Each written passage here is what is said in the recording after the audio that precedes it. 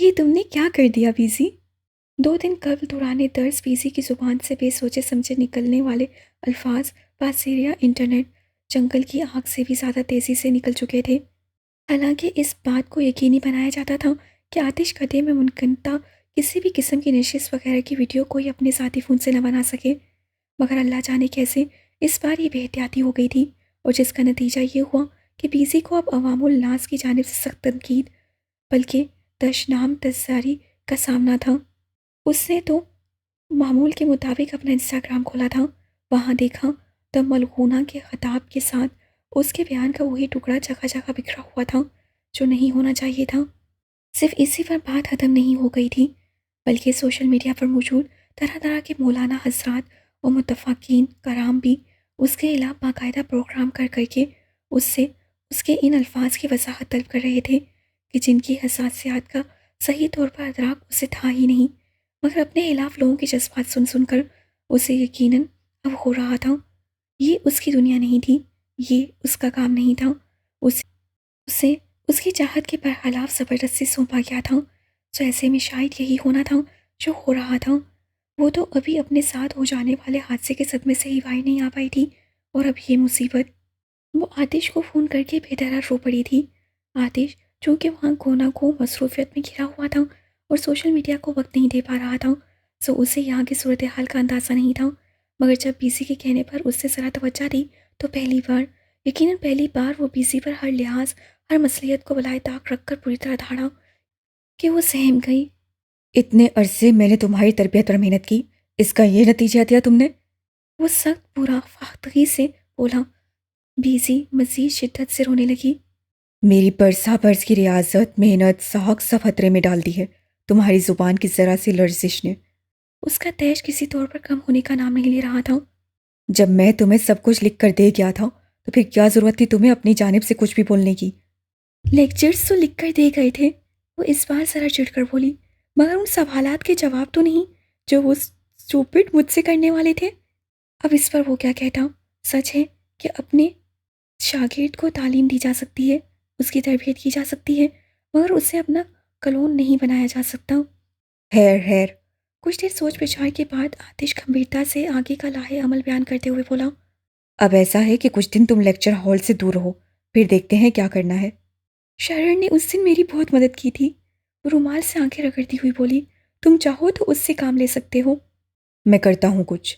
اس سے کہا، فی الحال تم پس منظر میں چلی جاؤ اور اپنے سوشل میڈیا ہینڈلز کا استعمال ترک کر دو۔ اگلے ہفتے میری کتاب کی رونمائی ہے، اس وقت میں کسی بھی قسم کا اسکینڈل برداشت نہیں کر سکتا۔ پہلے پہل تو مجھے بھی یہی لگ رہا تھا کہ یہ کیا کر گئی کمبخت۔ اینا کے ہاں بیٹا ہوا تھا، وہ اپنے گھر جانا چاہتی تھی، مگر اس کے سسرال والوں کا خیال تھا کہ رسم کے مطابق اسے چھلا اپنے میکے ہی میں کرنا چاہیے، سو یوں وہ ان دنوں کوشۂ عافیت میں ٹھہری ہوئی تھی۔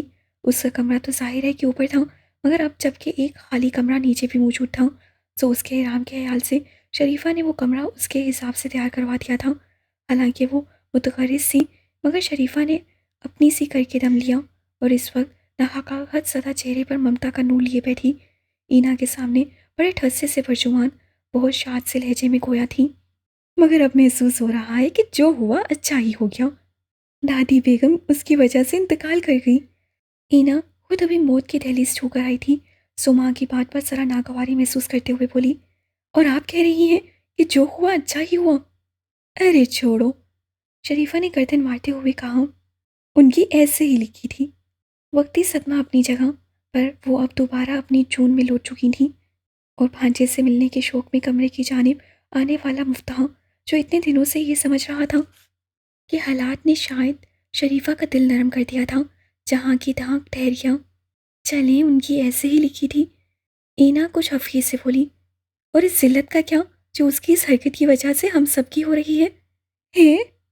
شریفہ تعجب سے بولی، اس بھگوڑی کے بھاگ جانے سے ہماری بھلا کون سی ذلت ہو رہی ہے؟ کس دنیا میں رہتی ہیں موم آپ؟ اینا کو حقیقتاً ان کی بے پرواہی پر حیرت ہوئی تھی، سو وہ چنزی چیز سے بولی، مجھ سے پوچھئے کہ جسے دن رات اپنے سسرال میں کیسے کیسے سوالات کا سامنا ہے، وہ کوئی مڈل کلاس نہیں جو تجھ سے سوالات کرتے پھر رہے ہیں۔ شریفہ تلملا گئی، اپر کلاس والوں کی طرح اپنے کام سے کام کیوں نہیں رکھ رہے؟ کیونکہ کلاس چاہے مڈل ہو یا پر۔ اینا بولی، یہ معاملہ ایسا ہے کہ اس کا رد عمل ایک ہی طرح کا ہوتا ہے. دفع کر انہیں.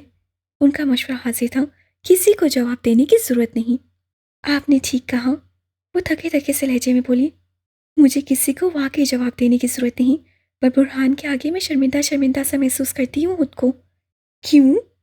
شریفہ بڑے زور سے چونکی. کیا اس سے کچھ کہا ہے تجھے؟ کہا تو نہیں، اسے گمبھیرتا سے پوچھتایا، پر پوچھا تھا کہ تمہاری کزن ایسے کیسے گھر چھوڑ کر چلی گئی؟ کوئی وجہ تو ضرور ہوگی. وجہ تھی نا. دروازے کی دوسری جانب کھڑے مفتاح کے اعصاب تن گئے. وجہ تو تھی.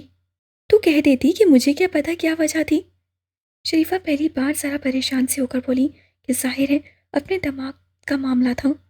جی موم، انہیں تو میں نے کچھ نہ کچھ کہہ کر مطمئن کر دیا، پر اب آپ یہ بتائیں کہ آپ نے وسیلہ کے بارے میں کیا سوچا ہے؟ کیا سوچنا ہے؟ وہ اپنے آئندہ منصوبے سے اسے آگاہ کرتے ہوئے بولی. سرخاب کو فون کروں گی کہ لے کر آئے اپنے ماں باپ کو. سرخاب کو؟ اینا حیرت سے بولی. اتنا کچھ ہو جانے کی بات بھی؟ ارے کچھ نہیں ہوا. شریفہ اپنے زوم میں پورے یقین سے بولی. وہ تو بیکار میں اسی بھگوڑی کا عاشق الزام لگا رہا تھا بچے پر. اس کے دل میں کوئی چور ہوتا تو یہاں آتا ہی کیوں؟ ہاں خیر یہ بھی ہے. اینا کے برابر میں لیٹا نومولود کسمسانے لگا تھا، سو اس کی ساری توجہ اس کی جانب مبذول ہو گئی. سوچ رہی ہوں تمہاری ذرا طبیعت سنبھل جائے. شریفہ ایک لہجہ توقف کے بعد بولی. تو پھر عافیہ باجی کی طرف چلتے ہیں. وہ کس لیے؟ اینا احتیاط سے بچے کو اٹھا کر سینے سے لگائے ہوئے بولی. ارے اباد کے لیے فری کا ہاتھ مانگنے، اور کس لیے؟ وہ بولی. اب دیر نہیں کرنی، وسیلہ اور اباد کو ساتھ ہی نپٹانے کا ارادہ ہے میرا. وہ اپنی کہنے میں مصروف تھی جبکہ مفتاح یہاں سے جا چکا تھا. کیا کر رہی ہیں؟ سو رہی تھی کیا؟ وہ لونج کی در و دیوار سے جھلکتی اجنبیت سے اکتا کر ایک بار پھر فیروزہ کے کمرے میں چلا آیا تھا، اور ابھی وہ کمرے میں داخل ہوا ہی تھا کہ جیسے کسی نے بٹن دبا کر ایک جھمکے سے وہ منظر روشن کر دیا تھا کہ جس میں وہ اپنے بے طرح الجھے سرمائی بالوں کے درمیان سے دو حصے کیے ہاتھی دانت سے بنی کنگھی بامشکل تمام ان میں پھیرنے کی کوشش میں ہانپ رہی تھیں. عامر جو اس وقت ان کے کمرے میں وارد ہوا تھا. ارے نہ ہی رے بابو، وہ سادگی سے بولی. اپنے سر میں کنگھی نہیں کیے تھے نا اتنے روز سے؟ ابھی وہی کرنے کا کوشش کر رہے ہیں، پر لگتا ہے نہ ہی کر پائیں گے نا. ان کا نحیف بازو اس معمولی سی مشقت سے درد کرنے لگا تھا. سونو نے تھک ہار کر کنگھی تھاما ہاتھ پہلوں میں گراتے ہوئے مایوسی سے کہا. اب آئے گی نے جب شونا تو اس سے کہیں گے نے چٹیا گھون دے ہماری. یہی. وہ جو ڈھیلا ڈھالا سا بیٹھا ہوا تھا فیروزہ کی اس بات پر معان تیر کی طرح سیدھا ہوتے ہوئے دل ملا کر بولا.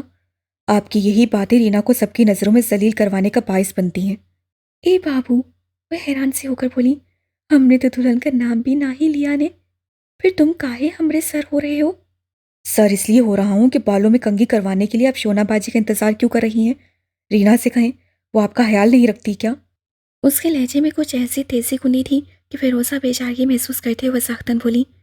ہم کب انکار کیے ہیں بابو، پر ہمیں اچھا نہیں لگا تھا نا اسے ایسی حالت میں تکلیف دینا. ابھی کتنی اچھی اچھی باتیں کر رہی ہیں آپ. وہ عورتوں کی طرح دو بدو بحث کرتا ہوا بولا.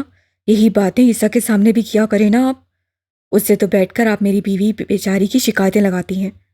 ہم کب شکایت لگائے ہیں اس سے؟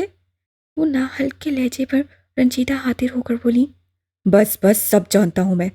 وہ تن سے منہ ٹیڑھا کرتے ہوئے بولا. یہ تو میری بیوی کی اچھائی ہے جو اس ماحول میں گزارا کر رہی ہے. ہوتی کوئی اور تو آپ کو زہر دے کر کب کا فارغ کر چکی ہوتی. اسے خود اندازہ نہیں تھا کہ وہ روحانیت میں کیا بول کر گیا تھا، پر جو بول گیا تھا اس جملے نے فیروزہ کے دل کو زخم سام کر دیا. ہم کو زہر دے کر فارغ کر چکی ہوتی؟ وہ صدمے سے چول لہجے میں بولی. ہم کا ایسے خراب آدمی ہے؟ بس بس. وہ بیزاری سے ہاتھ اٹھا کر بولا. اب رونے دھونے مت بیٹھ جائیے گا. میں اس وقت آپ کے پاس ذرا ایک اہم کام سے آیا تھا. یہ بتائیے کہ گھر کے کاغذات کہاں رکھے ہیں آپ نے؟ گھر کے کاغذات سے تم کا کام ہے نے؟ فیروزہ ذرا چونک کر بولی تو وہ بھام کیا. آج کل کے حالات کا کوئی بھروسہ نہیں. گھر میں چوریاں ہو رہی ہیں، ڈاکے پڑ رہے ہیں. میں اس لیے پوچھ رہا ہوں کہ کل کلاں کوئی گھر کے کاغذات لے اڑا تو ہم کہاں خوار ہوتے پھریں گے. تم کا پریشان ہونے کا کوئی ضرورت نہیں، فیروزہ حفکی سے بولی. ڈاکو اگر لے گیا نے ہمارا کاغذ سیف تو ہم کچھ کر لیں گے نے. کیسے ہو شرر؟ ہر پہلو سے غور و خوض کے بعد بالآخر آتش اس نتیجے پر پہنچا تھا کہ فی الوقت شرر کو استعمال کر کے حالیہ تنازع کو किसी तौर पर दबाया जाए। उसी असना में उसकी किताब भी बाजार में आ जाती। यूं उस जानिब से फरागत पाकर आतिश कदे में मुनकरिन नशिस्तों की क़यादत एक बार फिर वो खुद करने का इरादा कर चुका था। हालांकि उसे कुछ दिन मज़ीद अभी वहाँ ठहरना था, मगर बासेरिया इंटरनेट अपने इरादे को अमली जामा पहनाना उसके लिए कुछ ऐसा मुश्किल ना था। दुश्वारी तो फ़िलहाल ये थी कि शरर से राब्ते का कोई ज़रिया उसके पास मौजूद ना था, ना तो उसका फ़ोन नंबर, ना ही अता पता। मुतफक्किर बिज़ी रह रह कर अफसोस कर रही थी कि एक काश उसका नंबर ही हासिल कर लिया होता, मगर अब वो करे तो क्या करे। लेक्चर का दिन नज़दीक आ रहा था और ऐसे में उसकी बेचैनी और आने वालों का सामना करने का खौफ बढ़ता जा रहा था। आतिश अब उस बात पर बहालत मजबूरी गौर कर रहा था कि क्यों ना कुछ अरसे के लिए नशिस्तों का सिलसिला मौक़िफ़ कर दिया जाए, कि तभी पीसी के लेक्चर से एक रोज़ कबल वो उससे किया गया मदद का वादा निभाने की खातिर आतिश कदे चले आया। उसे रूबरू पाकर पीसी की तो जैसे जान में जान आ गई और उसने बिना वक्त ज़ाया किए अपने फ़ोन से आतिश का नंबर मिलाकर फ़ोन शरर को ये कहकर थमा दिया कि सर आतिश उससे कुछ बहुत ही ख़ास बात करने की ख्वाहिशमंद है। यूं अब रब्ता कायम होने पर उसके अदाब के जवाब में यकबीक चौंक जाने वाले आतिश ने अपने महसूस गंभीर और पुरअसर आवाज़ में उसकी हैरत दरियाफ्त की थी। मैं जैसा भी हूँ, इससे किसी को कुछ फ़र्क नहीं पड़ता। वो जैसे खुद पर हंसकर बोला। इसलिए मेरी रहने दीजिए, आप अपनी सुनाइए। सर आतिश कि आप कैसे हैं? तुमसे राब्ते की कोई सूरत ना पाकर ज़रा मुतफक्किर था, वो लहजे को लताफत का पैराहन पहनाकर बोला। पर अब बहुत मुतमईन हूँ। अब मैं इसके जवाब में ज़ेह नसीब तो नहीं कह सकता कि ये नसीब, मुक़द्दर, किस्मत जैसे बाकौल आपके आई रियली वांट अल्फाज के इस्तेमाल तो आपके यहाँ ममनू है। नहीं, वो ज़रा मुस्कुरा कर बोला। तुम चाहो तो इस लफ्ज़ को अदबी पैराए में इस्तेमाल कर सकते हो। रहने दीजिए सर। वो तुरंत बोला। मैं इतना बेअदब नहीं हूँ। तुम्हारी ये बेबाक हाजिर जवाबी तुम्हारा धराए इम्तियाज़ है शर। आतिश को वाक़तन इस सरफेरे से गुफ्तगू करके लुत्फ़ आता था, सो बरमला बोला। ममनून हूँ सर। वो सपाट लहजे में बोला। मगर क्या कहते हैं कि मक्खी और मकड़ी की नज़म मैंने पढ़ रखी है। खूब, बहुत खूब। आतिश को उसके जवाब ने महसूस किया था, तभी वो दाँत दिए बगैर न रह सका। इसलिए तो मैं समझता हूँ कि तुम बहुत आगे जाओगे। बीजी ने बताया आप मुझसे कोई खास बात करना चाहते थे। चूँकि उससे अपने मुतालिक आतिश की जाने वाली पेशन गोई में कोई दिलचस्पी नहीं थी, सो वो उसकी बात नज़रअंदाज करता गंभीरता से गोया हुआ। मुझे तो उम्मीद बांध कर वक्त ज़ाया करने की ज़रूरत नहीं। अब जबकि शरर सीधा मतलब की बात पर आ ही गया था, सो वो भी दर्जा संजीदगी से गोया हुआ। सारी सूरत हाल तुम्हारे सामने है। मैं बीजी को बहुत इत्मीनान से अपना कायम मुकाम बनाकर इधर आया था, मगर उससे काम खराब हो गया। इंटरनेट पर उसके खिलाफ एक तूफ़ान बपा है। उसे शदीद रद्द-ए-अमल का सामना है। ये सब मैं जानता हूँ आतिश सर। वो बेतासुर से लहजे में पर कुछ सोचती निगाहों से सामने परचुमान, कुछ बेचैनी कुछ परेशानी से शरर को सुनती पीसी का चेहरा देखकर बोला। आप वो बताइए कि जिसकी खातिर मुझसे रब्ता किया है। उसके बिना लाग लपट सीधे सीधे सवाल पर आतिश कुछ देर के लिए खामोश हो गया, फिर बहुत हमवार वो नपे तुले लहजे में बोला। मैं चाहता हूँ कि आतिश कदे के लेक्चर हॉल में कुछ दिन अब सिर्फ तुम्हारी आवाज़ गूंजे। और इतनी बड़ी जिम्मेदारी आप मुझे क्यों सौंप रहे हैं? उससे हैरान हुए बगैर मगर जरा उलझ कर पूछा था। क्योंकि तुम मेरी खास नशिस्त का हिस्सा रहे हो। वो बोला। खास नशिस्त का हिस्सा तो वो यूट्यूबर सहाफ़ी भी रहा है। वो कंच बख्शी से बोला। इस तरह तो ये काम आप उसे भी दे सकते हैं। नहीं दे सकता। आतिश हुश से लहजे में बोला। क्यों नहीं दे सकते? सवाल करने में तो वो माहिर था, सो उसी महारत का मुजाहरा करते हुए बोला। क्योंकि उसका एक न्यूट्रल इमेज है। आतिश को जवाब देने में कभी भी कोई दिक्कत नहीं हुई थी, सो इस वक्त भी बड़े आराम से उसकी तशवीह की खातिर बोला। और उसका ये इमेज हमारे लिए बहुत कारआमद है। तुम करो ये काम, तुम्हें कौन जानता है। हाँ वाकई। वो सर झटक कर बोला। मुझे कौन जानता है। मगर अब चूंकि आतिश कद्दा तुम्हारा हवाला बनने जा रहा है, सो मेरी नसीहत है कि अल्फाज का चुनाव करने में खास एहतियात बरतना। वो बोला तो शरर मुस्सवराना कह उठा। लेकिन सर ये बहुत बड़ी जिम्मेदारी है। हाँ है। उससे इनकार नहीं किया। पर ना जाने क्यों मुझे भरोसा है तुम्हारी फसाहत और बलागत पर, और बिलाशुबा जुबानदानी पर भी। इसी यकीन है तुम ये जिम्मेदारी बाअहसन तरीके से निभा लोगे। वो इनकार करके यहाँ से भाग जाना चाहता था, मगर कुछ था कि जिसने उसे कदम संजीर कर लिए थे। लंच यूं ही अब तक मेज़ पर पड़ा है, क्या प्रॉब्लम है? खाना क्यों नहीं खाया तुमने? वो पिछले 1 माह से इस बंगले नुमा कैदखाने में बंद थी। उसे खाने पीने का बंदोबस्त और दीगर अशिया ज़रूरियात का ख़्याल सरवर शाही के ज़िम्मे था। वो यहाँ मुस्तकिल रहता नहीं था, बस 2-4 दिन में किसी वक्त चक्कर लगाकर उसका हाल अहवाल और ज़रूरत दरियाफ़्त करता। 2-4 आमियाना जुमले उसकी जानिब उछालता और अपनी राह लेता था। यूँ तो इतने दिन से डब्बा बंद अशियाए खुर्दोनोश उसका गुजारा था, पर आज वो किसी होटल से गर्मा गर्म ताज़ा खाना लेकर आया था, जिसे उसने हाथ तक नहीं लगाया। घंटा 1.5 घंटा यहाँ गुजार कर जब वो आतंक सिटी पर एक अंग्रेज़ी नगमे की धुन बजाता वापस के लिए निकल रहा था, तब उसकी निगाह मेज़ पर रखे खाने पर पड़ी और उसके शीशे की सतह से दांत माथे पर बल पड़ गए। जाकर उसका मुकफ़्फ़िल दरवाज़ा खटखटाया, जो उससे बिना हिचकिचाहट खोल भी दिया, और उसके सर पर वो चटक कर बोली, मुझे नहीं खाना। क्यों नहीं खाना? उसने आंखें जरा मीच कर उसे घूरते हुए पूछा, पहले मेरी बात करवाओ सुरखाब से। उसका आज भी वही मुतालबा था।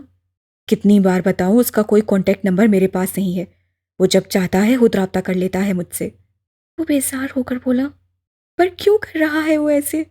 वो अचानक हिस्यानी होकर चिल्लाई, आखिर क्या मुसीबत पड़ी है उसे? वो अब तक आया क्यों नहीं यहाँ? वो पिछले 1 माह से सबर सबर सबर की तलकीन सुन रही थी। उस अरसे में 2-3 बार ही सुरखाब से फ़ोन पर बात हो सकी थी। आखिर वो कितना सब्र करती? तुम्हारी फैमिली पुलिस की मदद से तुम्हें ढूंढ रही है। उसने चिढ़कर बताया।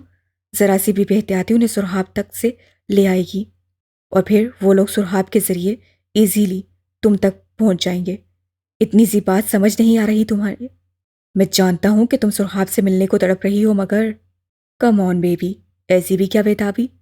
बकवास बंद करो अपनी। उसका लहजा कुछ ऐसा बेबाक था कि बड़ा हिफ्फत से सूख पड़ गई। और दफ़ा हो जाओ यहाँ से। अरे, सरवर शाह के लबों पर दर आने वाली मायनी खेस मुस्कुराहट पल में मधूम हुई और वो यकबिक कुर्राते हुए बोला, ये मेरा घर है और तुम इस वक्त मेरे रहमो करम पर हो, इसलिए जुबान संभाल कर बात करो मुझसे। मुझे ऐसे लहजे सुनने की आदत नहीं।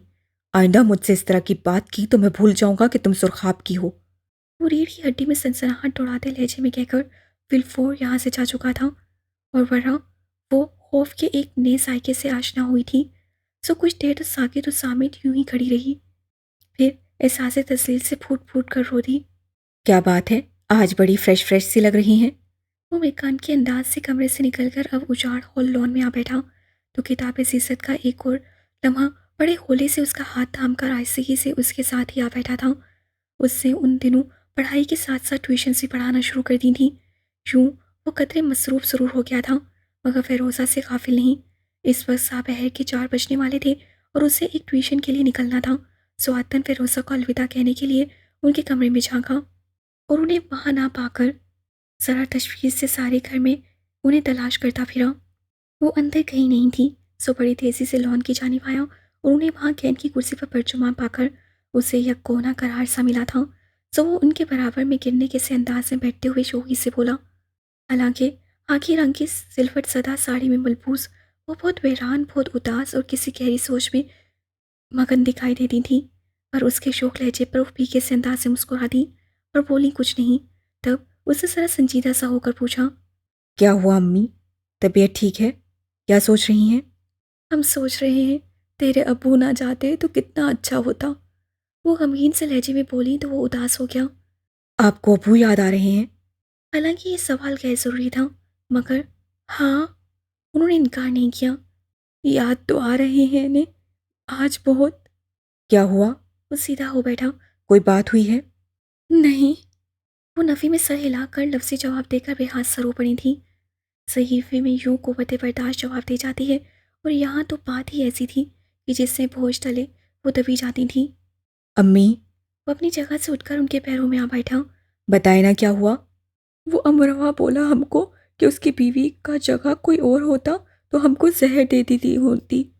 बड़ी शिद्दत से लगी थी उनके दिल को ये बात, तभी वो किसी को ना बताने के इरादे के बावजूद ईसा के सामने आया हो गई थी। कैसे जहर देंगी? उसकी कनपटी में ठोकर की तरह लगा था ये जुमला, सो वो गहर आलूदा से लहजे में बोला, मैं जान से नहीं मार दूंगा उन्हें। ऐसा ना ही बोलते बाबू। ईसा के खौफनाक तेवर देखकर फ़िरोज़ा घबराहट ज़दा लहजे में बोली, वो अपना ज़ुबान हराब किया है, तुम तो नहीं करो ने। پر ان کی ہمت کیسے ہوئی یہ بکواس کرنے کی؟ اس کا تیش کسی طور پر کم ہی نہیں ہونے کو آ رہا تھا۔ فیروزہ کو افسوس ہوا کہ ناحق اسے بتا دیا۔ جانے دو نے، فیروزہ بولی، بچپن سے چھوٹا ہے، ابو بولے تھے نا تم سے کہ یہ غلاظت کمائے گا تو ساری زندگی یہی کرے گا، کم بخت ہوا۔ پر امی، ان کو سبق سکھانا ضروری ہے۔ وہ جذباتیت سے بولا تو فیروزہ اس کے جذبات کو محسوس کر کے یاسر سے مسکراتے ہوئے بولی، تم چھوٹے ہو، اپنے بڑے بھائی کو کیسے سبق سکھاؤ گے رے بابو؟ اس کا چھوڑ دو نے اس کا حال پر، ایسا لوگوں کو وقت برابر سبق سکھا دیتا ہے۔ تم جاؤ نے، تم کا دیر ہو رہا ہوگا۔ ہاں دیر۔ وہ ان کی بات پوری توجہ سے سن رہا تھا۔ احساس دلانے پر کلائی میں پڑی چمڑے کے پٹے والی گھڑی دیکھ کر چونکا۔ دیر تو واقعی ہو رہی ہے۔ وہ اپنی جگہ سے اٹھ کھڑا ہوا، پھر سر جھٹک کر بولا، اچھا امی چلتا ہوں، آپ زیادہ ان کی باتوں کو دل پر مت لیا کریں، اپنا خیال رکھیں بس۔ آؤ تم کا دروازہ تک چھوڑ دیں۔ وہ اس کی باتوں کے جواب میں بامشکل تمام اپنی جگہ سے اٹھنے کی کوشش کرتے ہوئے بولی، ارے رہنے دیں، کیا ہو گیا ہے؟ اس سے منع کرنا چاہا۔ میں چلا جاؤں گا نا۔ تم چلے جاؤ گے بابو؟ وہ اٹھ کر اس کے برابر میں کھڑی ہوتے ہوئے بولی، تو ہم بھی تو چلے ہی جائیں گے نے، چلو ذرا کوڑا سے باہر جھانکیں، ایسا ہی اندر بند بند دل گھبرانے بھی تو لگتا ہے نے۔ ان کی توجہ پر عیسیٰ مسکرایا، پھر ان کا ہاتھ چوم کر بولا، خدا حافظ امی، میں آتا ہوں۔ جاؤ بابو۔ وہ اس کے بالوں سے بھرے سر پر جھریوں زدہ لرزیدہ مگر ممتا کی حدت سے بھرپور دست سے شفقت پھیرتے ہوئے اسے پچکارتے لہجے میں بولی، اللہ کی امان میں۔ آپ نے لاسٹ لیکچر میں کہا تھا کہ بیزی میم کے کہنے کا وہ مقصد نہیں تھا کہ جو انہوں نے کہا، تو پھر ان کی گستاخانہ بات کا آخر مقصد کیا تھا؟ آج شرر کا آتش کدے میں بطور مقرر پہلا بیان تھا۔ آتش کدے کے لیکچرز کا بلندہ اس کے کہنے پر بیزی بامید مسرت اسے تھما کر اپنی کل خاصی پر بہت مطمئن ہو گئی تھی، اور غیر مطمئن ہونے کی باری شرر کی تھی۔ اگرچہ آج کے بیان کا موضوع کچھ اور تھا، یہ الگ بات کہ شرر نے اس پر زیادہ توجہ یوں نہ دی کہ واقف تھا کہ آج کا موضوع خواہ کیسا بھی ہو، بات صرف بیزی پر ہی ہوگی۔ وہ جس سمے اپنی اصلی لاپرواہ خلیے میں لیکچر ہال میں داخل ہوا، سامنے دکھائی دیتے معمول سے زیادہ رش نے اسے باور کروا دیا کہ اس کا اندازہ غلط نہیں تھا، چونکہ یہاں کسی کو اس کے تعارف سے دلچسپی نہیں تھی، اور اس کا کوئی لمبا چوڑا تعارف تھا بھی نہیں۔ سو جو ہی اس سے محض اپنا نام بتا کر لب کشائی کی ابتدا کی تو ایک جذباتی سی نوجوان نے سوال کا گولا اس پر داغ دیا۔ کوئی اور ہوتا تو پہلے ہی مرحلے پر اس کے پرہیچے اڑ گئے ہوتے، مگر جو پہلے سے ہی ریزہ ریزہ ہو، اس سے کیا فرق پڑ جانا تھا؟ سو اس سے پہلے تو بڑے آرام سے اپنے سینے پر ہاتھ باندھے، پھر جذبات سے آری نگاہ مسائل پر ڈالتے ہوئے بڑے مزے سے بولا، آپ بھولے نہیں وہ بات؟ کیا وہ بات اتنی معمولی ہے کہ بآسانی بھلا دی جائے؟ وہ چیکدار نیلی قمیض اور ڈھیلی سی پتلون پہنے بیٹھا گہری نگاہوں والا پریشان صورت شخص کچھ خفی سے بولا تو شرر نے اس بار ایک گہری سانس لی اور اس کی جانب گھوم کر کھڑا ہوتا ہوا بولا، تو آپ کے سوال کا مفصل جواب دے کر مسرت حاصل ہوگی، مگر اس سے قبل میں آپ سے متعارف ہونا چاہوں گا۔ میرا نام واجد علی ہے اور میں فلسفے کا طالب علم ہوں۔ بہت خوب، شرر نے سہرانے والے انداز سے اس بات میں سر ہلا کر کہا، تو سب سے پہلے آپ یہ بتائیے کہ فلسفہ ہوتا کیا ہے؟ فلسفے کی تعریف کچھ یوں ہے کہ وہ علم جو کسی بھی شے کی ماہیت، اس کے وجود، اس کے اسباب و حقیقت پر بحث کرتا ہے، اور بحث اسی صورت میں ہو سکتی ہے کہ جب کوئی اختلافی رائے موجود ہو۔ وہ بولا، ہے نا واجد علی؟ ایسا ہی ہے؟ وہ سر ہلاتا ہوا بولا، تو جب ایسا ہی ہے تو اختلاف رائے کا احترام کرنا بھی ضرور فلسفہ سکھاتا ہوگا۔ بالکل۔ اس پر شرر بڑے دل سے مسکرایا، پھر چت کرنے والے لہجے میں بولا، تو پھر سمجھ لیجئے بس یہی میرا جواب ہے۔ شرر، آپ بات کو گھما رہی ہیں۔ اس بار وہی نوجوان بحث میں کودا تھا کہ جس کو اس روز بیزی جواب دے کر آج تک زیر اداب تھی۔ بیزی میم نے جو کہا اس کا جواب یہ کیسے ہو سکتا ہے؟ وہ ایسے ہو گیا کہ جب ہاں مذہبی کتابوں کے بارے میں نظریہ حمایت موجود ہے، وہیں ایک نظریہ مخالفت بھی موجود رکھتا ہے۔ شرر نے فلسفانہ انداز اختیار کرتے ہوئے کہا، مگر انہوں نے جو کہا اس کا صاف صاف مطلب کفر ہے۔ وہ جذباتیت سے ہی بولا کہ ظاہر ہے اس کے جذبات کو ٹھیس پہنچی تھی۔ آپ کے نزدیک کتنا آسان ہے کسی پر کفر کے فتوے لگانا؟ وہ تعصب سے بولا، انہوں نے صرف یہ کہا تھا کہ کتابوں میں درج ہے، بہت سے نظریات کو آج کی سائنسی تحقیق اکثر غلط ثابت کر چکی ہے۔ اس سے مراد بنیادی مذہبی نظریات نہیں تھے۔ سائنس تو آئے روز خود اپنے ہی پرانے نظریات کو باطل قرار دے دیتی ہے۔ وہ شدو مت سے بحث کرتا ہوا بولا۔ باقی سارا ہال دم سادے یہ مکالمہ سن رہا تھا۔ ہاں، تو ہو سکتا ہے کل خود سائنس بھی رجوع اللہ کر لے۔ تو میرے بھائی، اس میں تمہیں اور مجھے کیا مسئلہ ہو سکتا ہے؟ شرر کا انداز کچھ ایسا تھا کہ اس کی اس بات پر ہال میں ایک زبردست کہکا پڑا۔ تو پھر کیا خیال ہے؟ چلیں آج کے موضوع کی جانب۔ اس نے بڑی خوبی سے بیزی کی فاش غلطی سنبھال لی تھی، کچھ اس انداز سے کہ رات اس لیکچر کی ویڈیو اپنے فون میں دیکھتے آتش نے اپنی چپتی تیز روشنی سے بھری آنکھوں میں معنی خیز مسکراہٹ لا کر اس مرد بے پرواہ مگر پرسرار کا رحمت کے لیے بہت کچھ سوچ لیا تھا۔ صاحب تم کہاں تھے؟ کہاں رہ گئے تھے؟ پورے 2 ماہ بعد ایک رات جیسے دبے پاؤں بہت آہستگی سے بالکل اچانک سرخاب آ کر اس کے سامنے کھڑا ہو گیا تھا۔ وہ تو یہی سمجھے کر کے اس کی نظر کا دھوکا ہے، مگر جب اس سے قلب کو مجمد کر دینے والی آواز میں اسے پکارا تب وہ دیوانہ وار اس کے سینے سے لگنے کو آگے بڑھی، مگر پھر فوراً ہی جھجک کر اپنی جگہ ٹھہر گئی۔ یہ اور بات کہ وہ جذبہ سارے کا سارا اس کے لہجے میں سمٹ آیا تھا۔ دیکھو میں محبت میں سرخ رو ٹھہری، میں تمہاری ایک پکار پر اپنا سب کچھ پیچھے چھوڑ آئی سرخاب۔ ہاں۔ وہ چند ثانیے یوں ہی بنا پلک جھپکے اسے دیکھا، پھر عجب سرد سے انداز سے مسکرا کر بولا، مگر ایک چیز اپنے ساتھ لے کر آ گئی ہو نا نازنین۔ وہ کیا؟ یقیناً اس کا محبوب اس کی قربانی کا قدردان تھا، تبھی تو اس کی آندھی طوفان کی محبت کو تقسیم پیش کرنے کی تومید باندھ رہا تھا۔ اسے یہی گمان گزرا تھا، تبھی بڑے ناز سے مسکرائی تھی۔ وہ جوڑا جو عیسیٰ نے اپنے ہونے والی دلہن کو بڑے چاو سے دیا ہوگا۔ وہ مسکرا کر کہتا دھیرے دھیرے چلتا اس کے نزدیک آ کر کھڑا ہو گیا۔ کیا کہہ رہے ہو؟ اس کے پہلے لب یکدم سکڑے۔ وہی جو تم نے سنا۔ وہ ہنوز نافہم سے انداز سے مسکراتا ہوا بولا، وہ جوڑا تم لے کر آئی ہو نا؟ ہاں تو اور کیا کرتی؟ وہ الجھن محسوس کرتے ہوئے بولی، وہ جوڑا تو میں نے پہن رکھا تھا نا۔ کیوں پہن رکھا تھا؟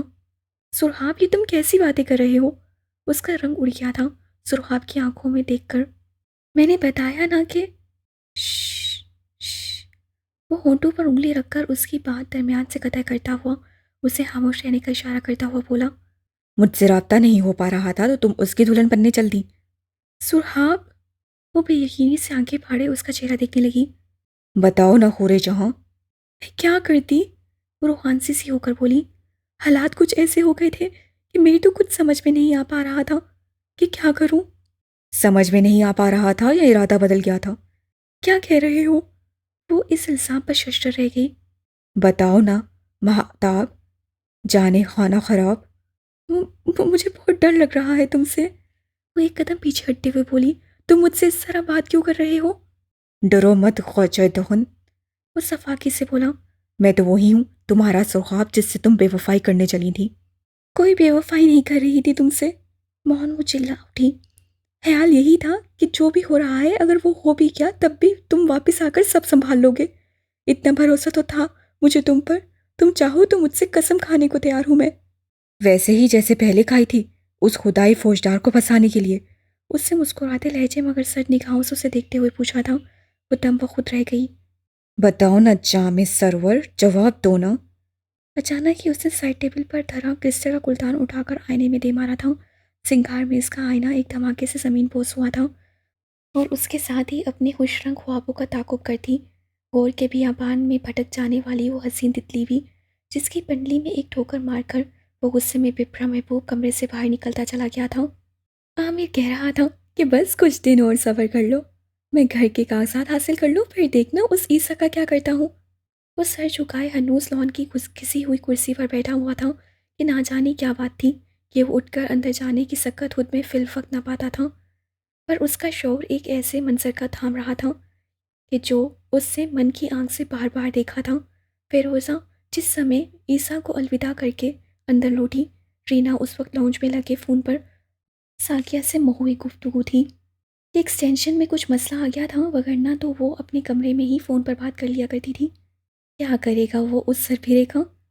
سائکا جو اپنے 5ویں شوہر سے خلا اور حق مہر کے نام پر لاکھوں لے چکی تھی اور ان دنوں اپنے مائکے میں ہی رہائش پذیر تھی، موٹے موٹے رسیلے انگور مزے سے ٹونکتی ہوئی بولی، صرف باتیں ہی ہیں تیرے شوہر کی، میری مان تو یہ صبر ببر چھوڑ اور کوئی قدم اٹھا لے اپنے روشن مستقبل کے لیے۔